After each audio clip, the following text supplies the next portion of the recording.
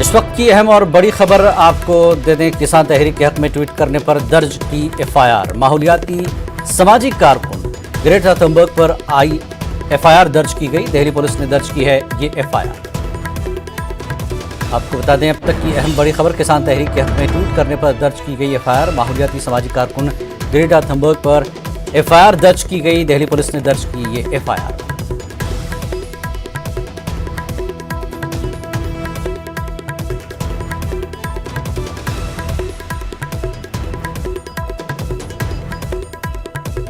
एक बार फिर बता दें कि माहौलियाती सामाजिक कारकुन ग्रेटा थंबर्ग पर एफआईआर दर्ज की गई है। किसान तहरीक के हक में ट्वीट करने पर एफआईआर दर्ज हुई। दिल्ली पुलिस ने एफआईआर दर्ज की है।